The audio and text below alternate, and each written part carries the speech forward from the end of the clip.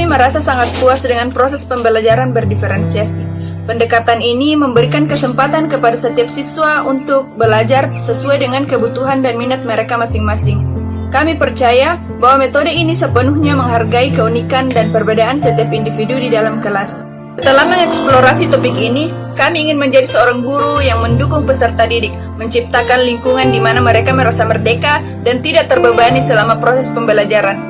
Kami berharap dapat mengimplementasikan pendekatan pembelajaran berdiferensiasi dengan mengintegrasikan diferensiasi, konten, proses, dan produk dalam pengajaran mata pelajaran.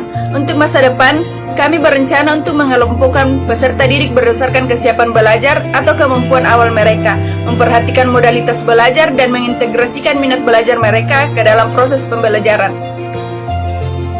Bagaimana cara kami untuk dapat merealisasikannya? Yang pertama, yaitu mengenali kebutuhan dan minat peserta didik, yaitu dengan melakukan penilaian awal untuk mengidentifikasi kebutuhan, minat, dan gaya belajar siswa.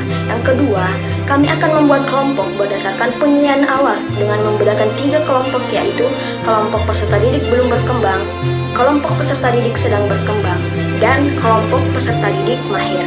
Yang ketiga, kami akan memberikan materi pembelajaran dan metode pengajaran sesuai dengan kebutuhan siswa. Kami memvariasikan gaya pengajaran seperti ceramah, diskusi, proyek, atau penugasan individu. Dan yang terakhir, kami akan memberikan umpan balik untuk membantu peserta didik agar merasa dihargai dan memahami kemajuan mereka. Apa yang melatar belakangi dan sejatinya setiap individu itu berbeda satu dengan yang lainnya. Begitu juga setiap peserta didik di kelas pasti berbeda satu dengan yang lainnya. Begitu banyak kebutuhan peserta didik yang harus dipenuhi.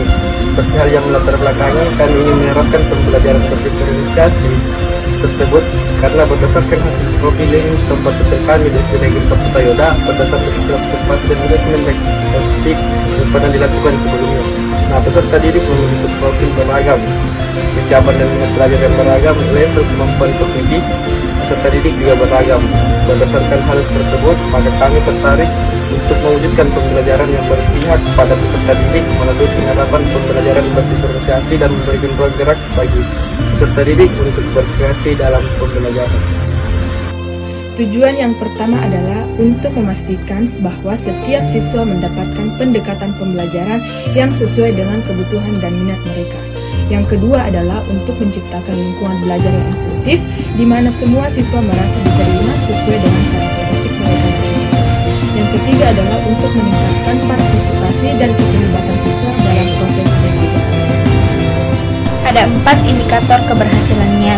Yang pertama, peningkatan hasil belajar, di mana peningkatan ini dapat diukur melalui pemahaman yang lebih baik, penguasaan keterampilan, dan kemampuan peserta didik untuk menerapkan pengetahuan yang mereka peroleh dalam konteks yang berbeda.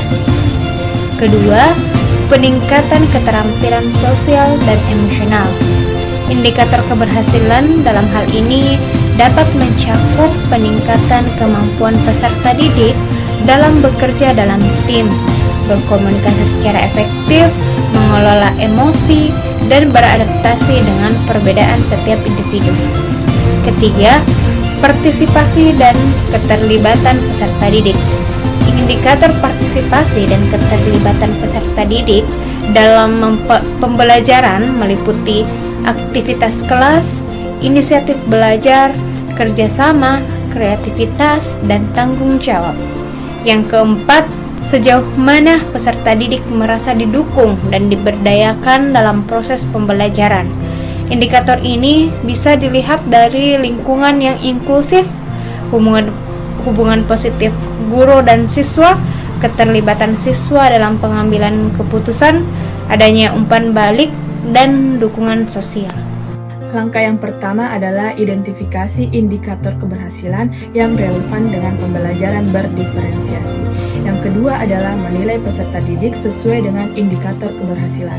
Yang ketiga adalah menganalisis nilai peserta didik untuk mengevaluasi keberhasilan pembelajaran berdiferensiasi. Yang keempat adalah merefleksikan dan mengevaluasi strategi pembelajaran yang digunakan. Yang kelima adalah melakukan penyesuaian dan perbaikan berdasarkan hasil analisis. Dan yang keenam adalah monitor dan evaluasi implementasi perubahan yang dilakukan. Dan yang terakhir adalah kolaborasi dengan rekan sejawat dan refleksi secara teratur.